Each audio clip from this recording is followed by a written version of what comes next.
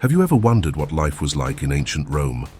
An empire full of grand constructions, philosophers who changed the course of thought, and armies that dominated the known world. But beyond the gladiators and emperors, there's something that might surprise you: the way Romans cleaned their clothes. Today we clean our clothes with detergents, fabric softeners, and specialized washing products.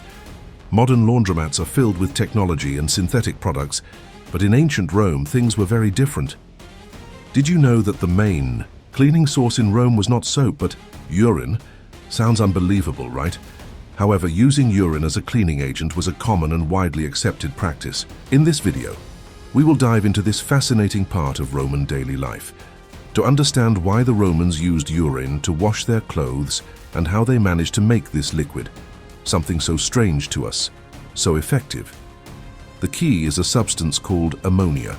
When urine was stored for some time, a chemical reaction occurred that formed ammonia, a strong base that, when applied to fabrics, helped dissolve fats and embedded dirt. This ability of ammonia to break down fat molecules made clothes clean more efficiently. Moreover, urine contained a series of natural salts that helped improve the cleaning of fabric fibers. But it wasn't just any urine. The Romans didn't use urine immediately after it left the body. Instead, they stored it in large containers, allowing ammonia to concentrate and activate, making it more effective. Over time, storage techniques and the fermentation process became crucial for the liquid to have enough strength to be used in laundry. The truth is, in Rome, the practice of washing clothes was not a common household activity. Instead of doing it at home, Romans took their garments to specialized public laundries known as fullonicas.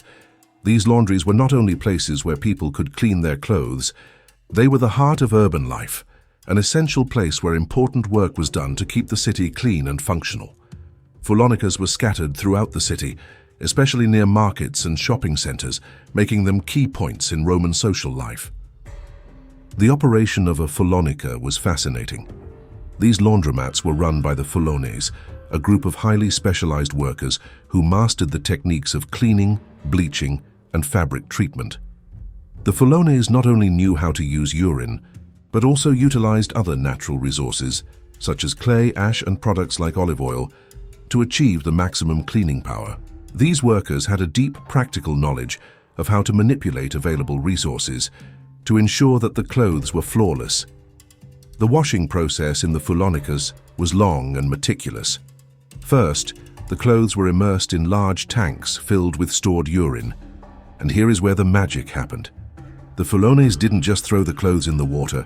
They would get into the tanks and stomp on the clothes with their feet repeatedly to simulate a mechanical action that would allow the urine to penetrate deeply into the fibers and dissolve the embedded dirt and grease. This process was extremely important as it helped the urine do its job effectively.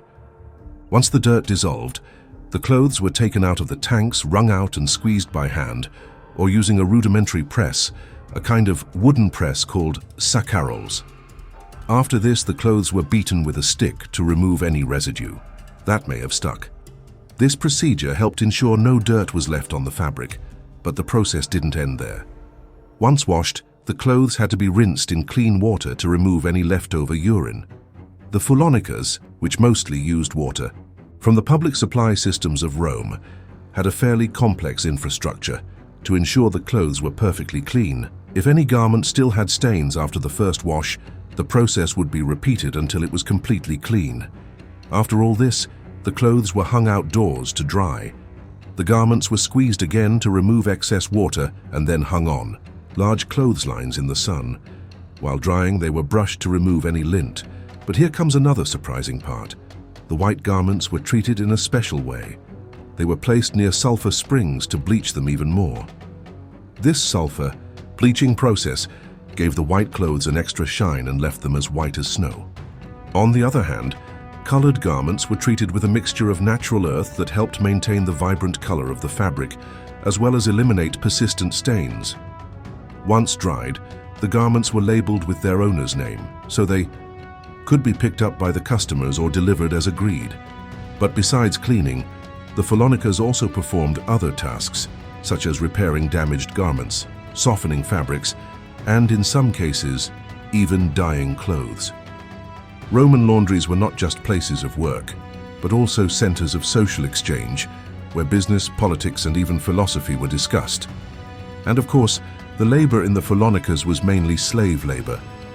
Many of the slaves worked in the laundries, while the owners of the laundries took care of the business administration and the relations with the clients. An excellent example of how the Phaelonicas worked is the Phaelonica of Stefano, a laundry in Pompey that is very well preserved to this day. This laundry was located in what was originally a house that turned into a thriving laundry business. The remains of Stefano, the owner, were found at the site, probably dead during the eruption of Vesuvius in 79 AD. His success as an entrepreneur, with several employees and slaves working under his supervision, was evident. And indeed, the Phaelonicas played a very important role in the Roman economy. They were not only essential to the daily life of the Romans, but also an economic engine. The collection of urine from public latrines, where citizens urinated so the liquid could be used in the laundries, was an activity that generated a constant flow of resources. The economic power of the Phaelonicas was so great that Emperor Vespasian decided to impose a tax on the collection of urine, known as the vectigal urine. This tax was charged to merchants and laundry owners who bought the collected urine. And here comes the famous phrase attributed to Vespasian, pecunia olet, meaning, money does not stink. It is said that when his son Titus questioned the morality of making money from urine, Vespasian responded that money is money, regardless of its source. It is truly surprising to think that the collection of urine became an integral part of the Roman economy, even with a tax associated with it. Now, I want to know what you think.